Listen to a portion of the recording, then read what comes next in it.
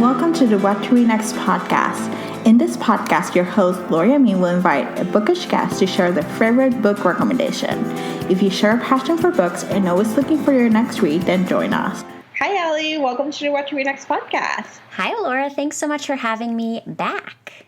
So happy to have you back. So tell us what you've been up to since you've been on the show. Well, I was trying to think. I think it's been like almost 2 years since I was on the show, which is crazy because I feel like it's been 10, maybe 15. Maybe like 8 of those 10 or 15 years have been spent in quarantine, but who's counting? Since I was on the show last, I've kept freelancing. That's my day job. So I work for a lot of different clients. And then my podcast has kept rolling. So I think when I was on the first time, I was probably within just like a couple of months of starting my book podcast. And you really like sort of helped me enter the world of book podcasting, which I so appreciate. And I'm still going. We release our 108th episode next week. So triple digits feels pretty good. And then like as far as other, I guess, kind of cool things, I moved in the middle of quarantine, which is something you and I have in common.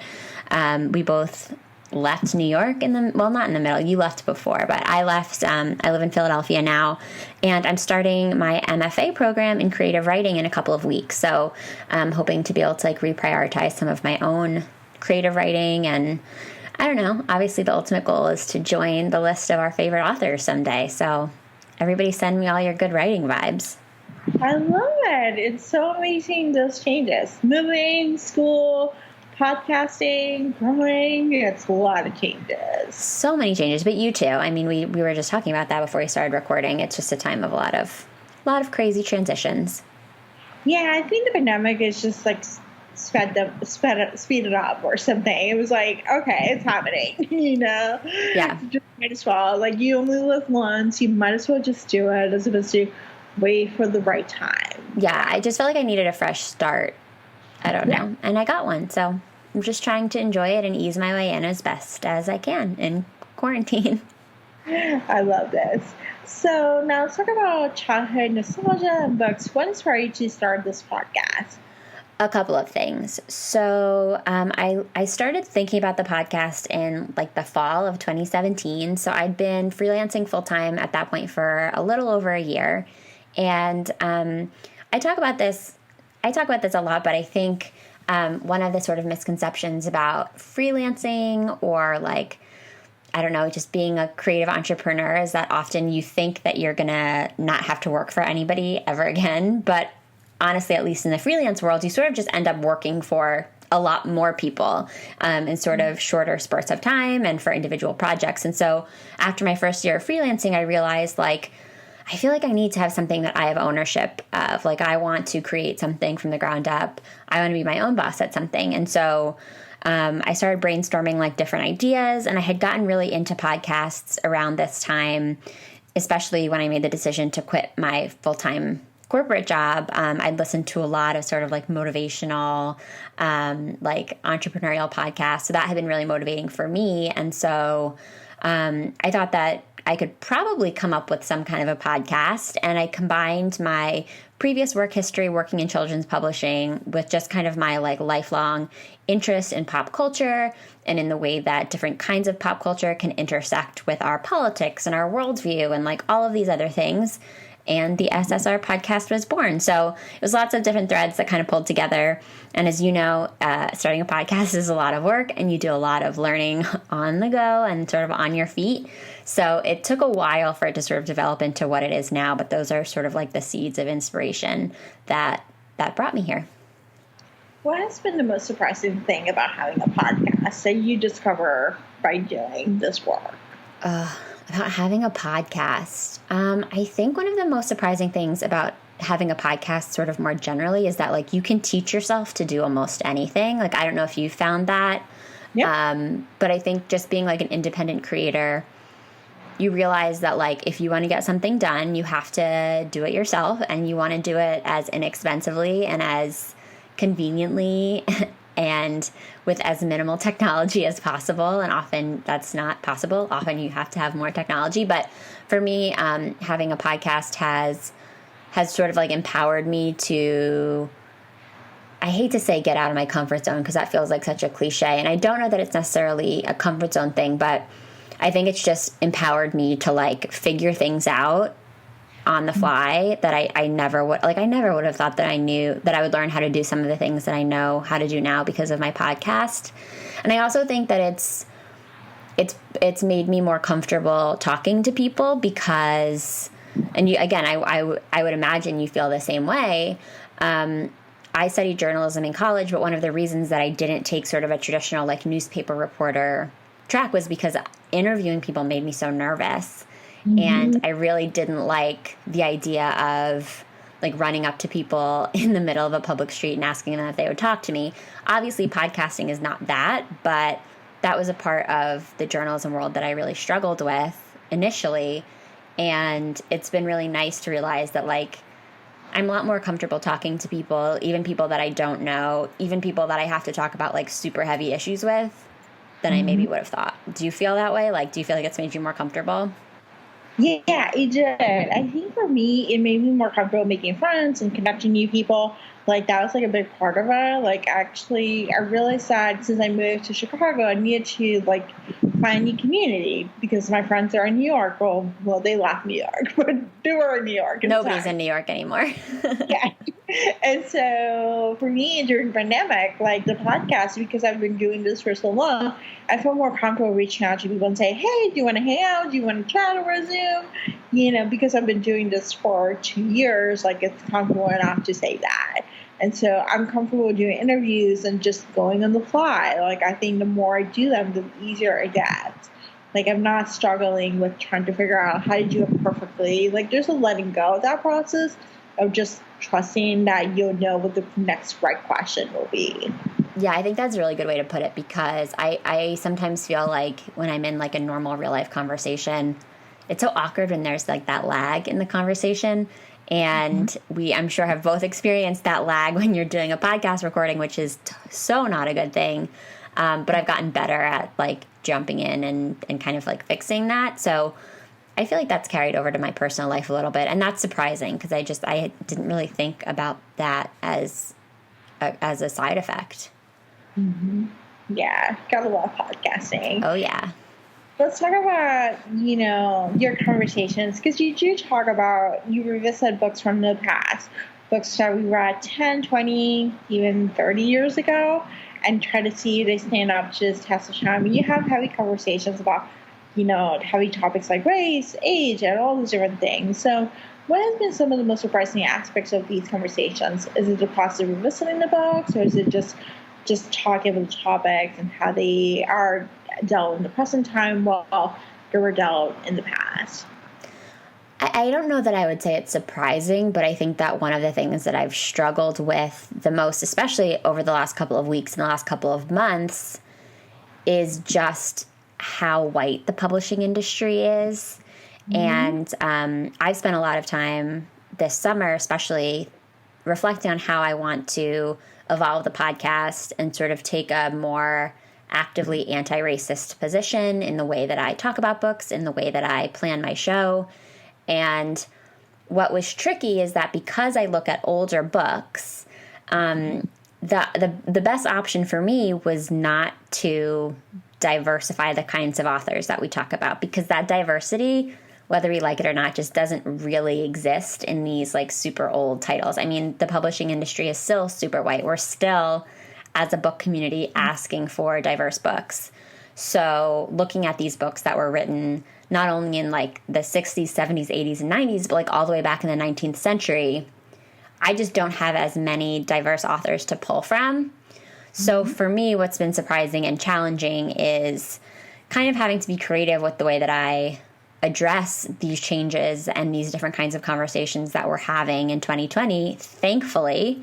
But I think it's just been tricky, and it's been, I think, something that a lot of the other like book podcasts, book bloggers, book reviewers that I engage with, like maybe haven't had to contend with as much because they are dealing with more like contemporary books. Mm-hmm. So I think that's just been like a unique challenge. I don't know if that counts as a surprise, but I guess it is sort of surprising when I look around me and I sort of try to observe what all of these other awesome book lovers are doing to adapt and to rise to the occasion in these times, like, I had to sort of step back and be like, okay, like, this is not how I'm going to be able to do it. I'm going to have to think about something different. And so that has been a surprise to me over the last couple of months specifically, which has been interesting. And I'm really excited for sort of my go forward plan. And I feel really good about the direction that the podcast is going to be taking, just kind of in terms of like the questions that I plan to be asking and the conversations that I plan to be having, and kind of like the more direct manner I want to take in talking about issues of race specifically. And then I would say, just in terms of like what's been most surprising about these books in general, is like I find that it's sort of like either the books read and they're so lovely and they're so nostalgic and they're so beautiful, and my guests and I both feel that way, or it's like totally on the other end of the spectrum. Like, there's rarely a gray area in between. It's usually one or the other. Okay. That's interesting. Yeah, I revisited a couple of books and I was like, yeah, they don't stand the test of time, you know? Yeah. There's nostalgia. There's like a sense of like, you know, the time. Like, that was just the book that I knew to read, you know? So. Yeah, and it's hard to contend with that because it feels crummy to be like, oh, this was a book that meant so much to me and now I'm coming back to it and there are these things about it that are so terrible, or things about like the author that I didn't know that are really upsetting, or things that I just didn't understand about the context in which the book was written that I can look back now and be like, that's super problematic. And so I think just like constantly navigating through my feelings about how maybe those things can exist at the same time, but how I also in 2020 can now take the opportunity to like point out these problems and explain why, even though I maybe loved it then, there are things that are really important that we speak out about now. I think cancel culture is like a whole other subject for a whole other podcast, but I think I didn't realize that I would be like kind of playing in that space when I started the podcast. Like, I thought I was just going to talk about books, but because we're dealing in some really like big name authors in some really like beloved books, beloved franchises, beloved series and characters, like, it's kind of inevitable that this cancel culture stuff comes up now and then, and I was not expecting that. Yeah, that's fascinating. I think you can see it. It's like, it's happening every single day. So yeah. All right, let's talk about book recommendations. Let's talk about YA middle grade titles from the 90s and 00s, or the aughts. Which title would you recommend, and what titles are problematic to revisit? Okay, so I have a couple. I made a list because I didn't want to miss out on anything. So in terms of books that I would recommend for a revisit, we just did an episode on Catherine Called Birdie, which was a really interesting reread, and I think has really shocked a lot of my listeners because it digs into a lot more heavy issues than I think any of us remember. So while I wouldn't recommend that one as like a fun read, I would say that if you really want to come back to a book that won't take you very long to get through, because it's only like 200 pages or so, but will kind of open your eyes to like a whole other side of Kidlit that maybe you didn't realize when you were a kid yourself, I recommend that one. Also, Speak by Laurie Halse Anderson is a fascinating and beautiful and heartbreaking book that I think should never, ever go away. If you want something a little bit lighter, I would say that The Sister of the Traveling Pants and The Princess Diaries mostly hold up. There are a couple of things that I didn't love, but I think that I can safely say that they still have a special place in my heart. Weetzie Bat is a really cool book from the, I believe, early aughts by Francesca Lia Block. And I didn't know much about this book before. It's really short. I promise you can finish it in like an hour and a half.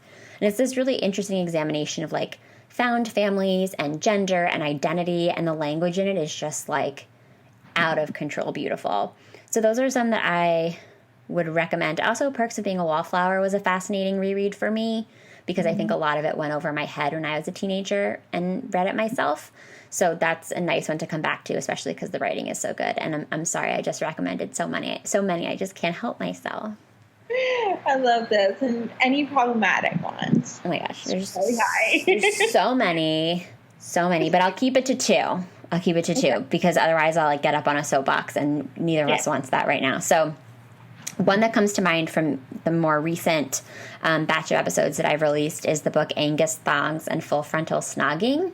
Okay. which I thought was like really rebellious of me to read when I was a teenager, just because of the title alone. And I really kind of hated reading it as an adult. And I have a really interesting conversation with my guest about it, because even though she recognized a lot of the problematic moments in it, she still thought that it was like fun to reread, and I had trouble connecting with that. So that for me was really problematic. And then I recently reread the first book in the series of Unfortunate Events series, and that episode hasn't dropped yet as we're talking, but I really struggled with that one too. And I was expecting to enjoy it because I loved the series as a kid, but it's super dark, and so that was a hard one for me to get through too. I feel yeah. And I would say Sweet Valley High. Oh yeah. It's just problematic. I'm sorry. Top to bottom. I mean, I don't even know where to start. Like, misogyny, lack of empathy, super cavalier treatment of like heavy topics. I mean, it goes on and on. I wish I could say that it held up. I will say that they're quick books. They're fun rereads in that, like, again, you can finish them in a couple of hours and you'll laugh because it's so ridiculous. But there's just like a lot of upsetting stuff in there. Yes, I agree. Awesome. So let's see. Babysitter's Club got a revamp of a new series, audiobooks, and a Netflix show. But the series stand the test of time.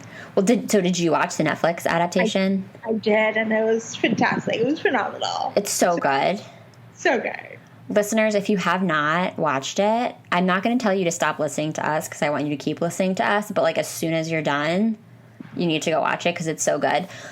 So I had done a couple of Babysitter's Club episodes of the podcast before this sort of renewed Babysitter's Club moment happened. So I think at this point we've done like 6 Babysitter's Club episodes, so we've jumped around in the series.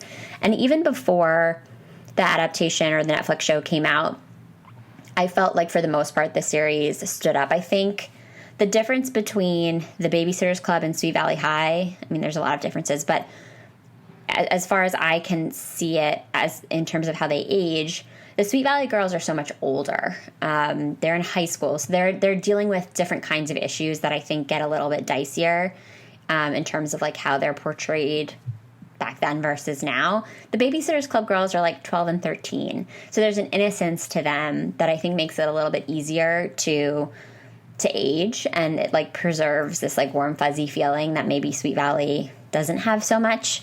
I mean, there are some goofy moments in those books. There are some things that just feel like very dated, and I don't know, you'll be like, were these cool? Like, was this cool when I read it? But I think that they generally aren't problematic.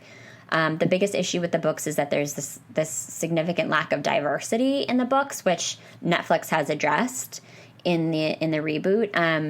And I think that what I appreciated the most about the Netflix series was that it preserves a lot of the character of the series, sort of like the core heart and soul of the series. The characters themselves feel very much the same, but they somehow were able to bring it up to date as far as technology, and again to include more BIPOC actresses so that there's more diversity among the club members. And I think the fact that they were able to strike that balance proves that like this series is not going anywhere, and it does age well, and that made me extremely happy because I was going to be heartbroken if I found out otherwise. Yeah, I really appreciate it. I watched this series in an afternoon. Like, I was talking to Estelle, who's a publicity's contact for Forever Romance, and we're talking about Babysitter's Club, and she's like, I'm trying to savor it. And I was like, probably, I'm just going to binge it. And so I spent the whole afternoon just watching it, and it was just so good. It was so wholesome, and it was just like it was just like a feel-good series where it didn't drain you. It nourished you. That's a great way to put it. It totally nourished me, especially right now. I kind of did like a mixture of savoring it and binging it. We stretched it out over, I think, like 2 or 3 weekends, but we would watch like 4 episodes at a time, and then we would take a break. I say we because I got my husband into it, and he like loved it, which was fun.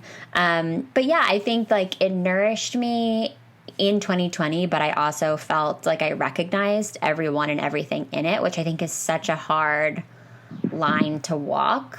And I think just speaks to the fact that, like, yes, even though it's not a perfect series, there is a timeless quality to it, and that it just felt really good to see that. Yeah, it was just really good. And I followed the books. I felt like it followed the books fairly good. Like, it just, I think I remember reading the books and been like, oh, I remember that or remember that. And it's still updated to today's society where things are, there's cell phones, there's all the other communication, there's social media. Things that didn't happen in the 90s when I was reading those books. So yeah, I can't wait for future seasons, which I'm assuming that they're going to be made. I mean, I don't know how COVID has affected the schedule, but I am at the edge of my seat waiting for more episodes. Me too. So what have been some of the best books you pick up again if you need to pick me up? Again, I have a list because I have this huge wall in my office that just has, I'm a very neat person generally, but my podcast book stacks are a mess because I'm just constantly pulling things on and off of them. So I had to look at them and I try to be okay, what are all the books I need to recommend? So the Westing Game is really fun, especially for people who are mystery readers. I loved coming back to that. My husband came back to that also after I recommended it to him. He thought it was a really fun adult read. I also am really into books that have a million different characters that are all connected in interesting ways, and the Westing Game is a great example of that. Ella Enchanted is a really fun callback. I know that the movie is terrible, but the book that led to the movie is really good, and I enjoyed coming back to that. Charlotte's Web is the sweetest, simplest kid's story. That's a little younger, of course, but if you just kind of want to be reminded of the goodness of the world, that's a nice one, although it probably will make you cry. I am a fan of Stargirl. I know that has sort of had a recent resurgence too because there's a Disney Plus movie, which I have not watched yet, but I love Stargirl for some reason. I have 2 copies of it, and I'm not sure why, but I think it's a really beautiful story. I love Jerry Spinelli's writing in that book, and I love the characters, so that I think is a nice revisit too. And then I'll reiterate, Princess Diaries and Sisterhood of the Traveling Pants, while not perfect, will definitely give you a little pick-me-up if you need it. I love this. So you have read some contemporary or new YA reads. What are some of their newer recommendations? So in the last couple of weeks, I read They Wish They Were Us by Jessica Goodman. Have you read this? No, actually, I bought it. So you need to read it. It's so good. I had Jess on the podcast recently, and I'm not just saying this because I had her on the show. The book was amazing, and it's going to be made into a TV show, so everybody needs to get caught up on the reading now. It's excellent. It's everything you loved about reading YA when you were a teen, if you're not somebody that reads YA as an adult. And yet it has this adult contemporary quality. It's just so good, and everybody has to read it.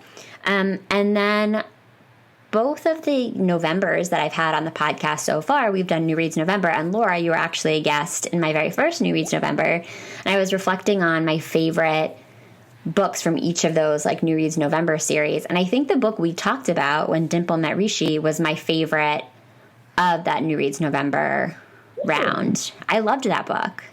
I love it too. Did you read the other books in the series? I know there's 2 more books, but I haven't read them. So. I haven't either because, as you might be able to imagine from, there's no end to the podcast reading, but I would like to read them, and I love the covers.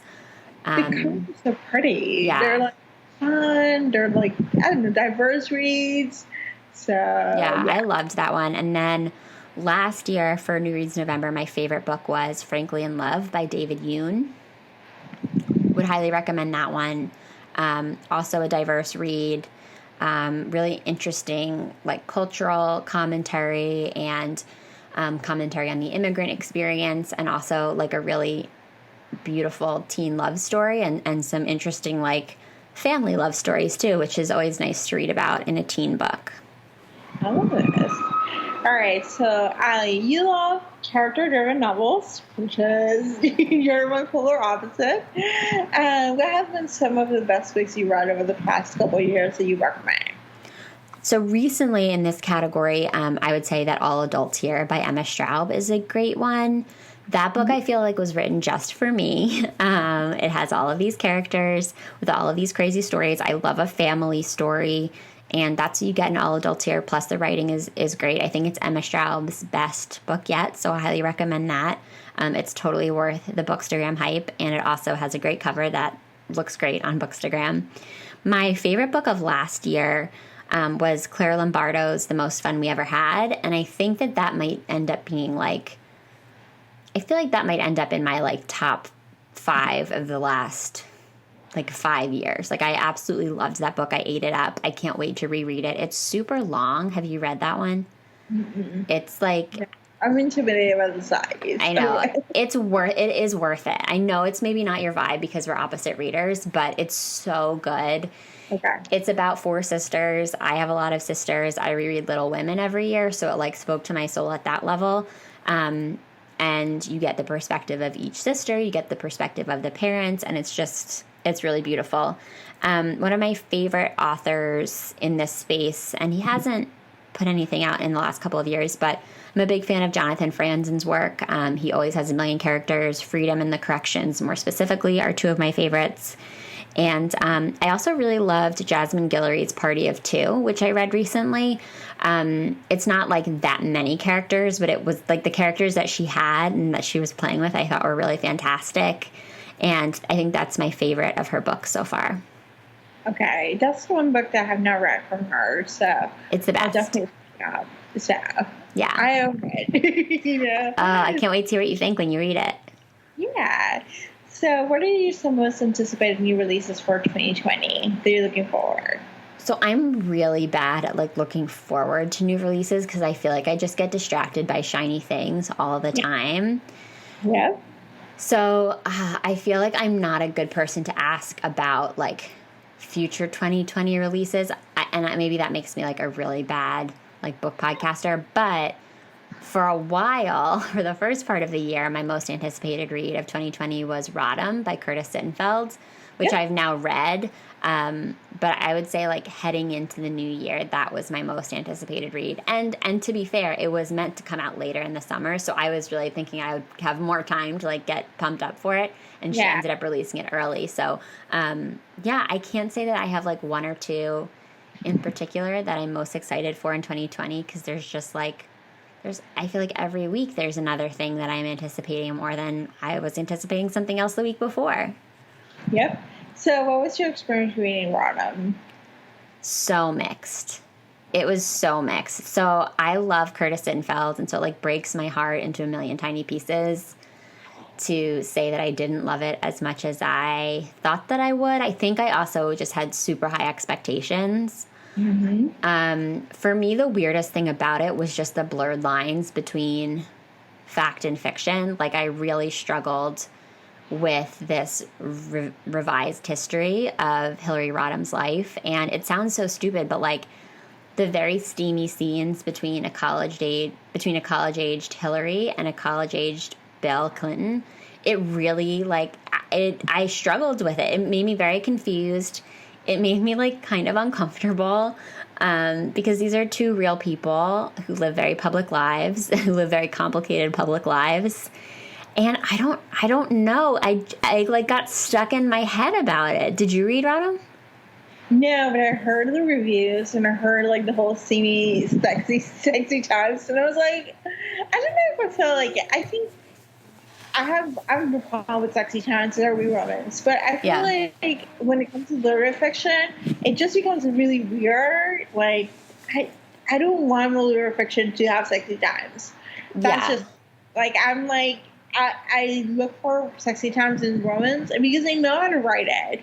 That's the other part. Is Well, I feel like Curtis Sittenfeld can write a really good sexy time. Prep is one of my favorite books of all time, and she writes a bunch of sort of more awkward sex scenes in that book. But I don't know. It was just I couldn't get over the fact that these are real people, but we're kind of pretending that they're not, but they are.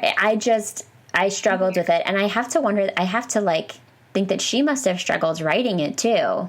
It must have just been a very weird experience. Yeah. Did you read American Wife? Yes, I love that book. Okay. Because that's based on Laura Bush. So I was like, oh, is it different or? I think it just felt like somehow it felt less immediate. I read it. I'm trying to think when. I guess I read it maybe shortly after college or in college.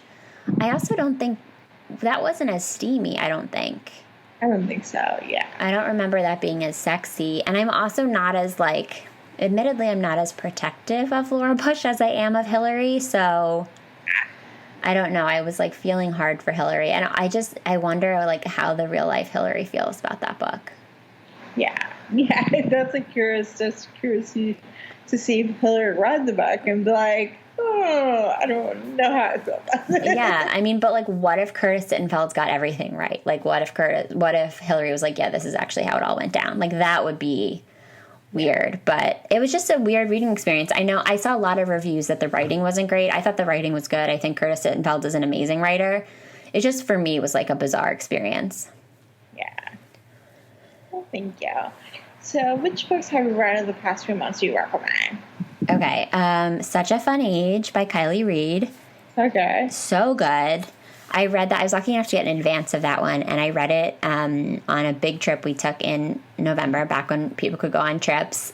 And I read it in one day, and then I was sad that it was over. Mm-hmm. And then I kept thinking about it for days on end. So I want to go back to that book, I think, especially now that it's been almost a year, and we all have learned so much about race and the way that we treat each other in that time. So I'd like to go back to it with a renewed sense of like understanding, hopefully. That's an amazing book.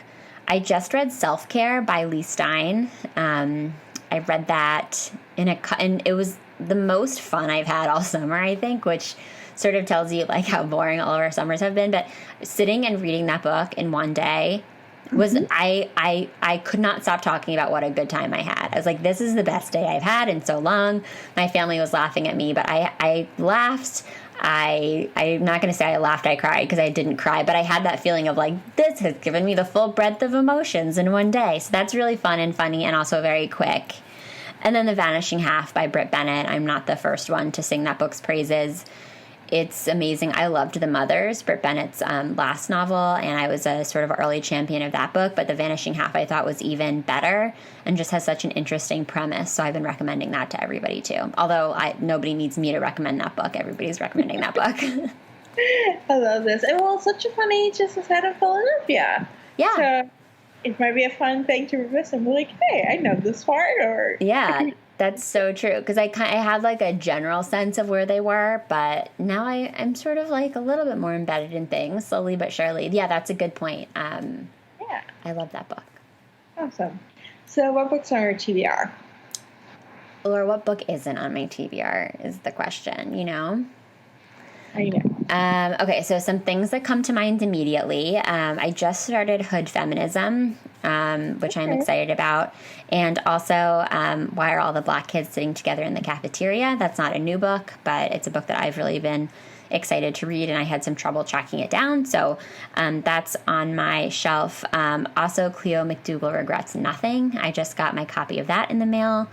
And my friend lent me The Leavers by Lisa Coe, and I'm not that familiar with it, but she had the most amazing things to say, so that will probably be on my short list. And then I have a NetGalley stack that I really need to get to, and the one that I'm most excited about from NetGalley right now is a book called Cobble Hill by Cecily von Zygasar, who is the author of Gossip Girl. Yeah. And I lived in Cobble Hill in Brooklyn for a long time. I know next to nothing about the book, but when I saw it come up in NetGalley, I was like praying to the NetGalley gods that I would get approved for it, and I did, and so now I actually have to read it, but I can't wait. Yeah, I got that book too. I got the publisher send it to me, like send me a widget, and I was like, it's Gossip Girl in Brooklyn. I can't wait. I can't wait. Have you read it yet? No, I'm not. Okay, we should read it and talk about it. Yeah, we should. So, yeah, I was like, okay, count me in. Sounds great. I'm like, also, where has she been for all these years? I'm just so glad that this is what she's coming back with. Yeah, so awesome. So tell us where you can find you online. You can find me mostly on Instagram at SSR Pod. I'm also on Twitter at SSR Pod, and then you can find me and the podcast on Facebook by searching the SSR Podcast. We have new episodes every Tuesday, and you can find the show on pretty much all of your go-to podcatchers: Apple Podcasts, Spotify, Stitcher, Google Play. And I'd love to have you join the SSR family. It's a lot of fun. Awesome. Thank you, Alli, for being on the show. Thanks for having me. If you enjoyed this podcast, feel free to share with friends, subscribe, or rate and review the show. This is the easiest way to support this podcast. Want to join a romance-loving community? Want weekly book recommendations, monthly author Q&As, and book recommendation meetups? Make new friends? Then join our Patreon community. To sign up, please follow the links in the show notes. What to Read Next podcast is part of the Frolic Podcast Network. Find more podcasts to love on frolic.media/podcast. Thank you so much for listening and have a great day.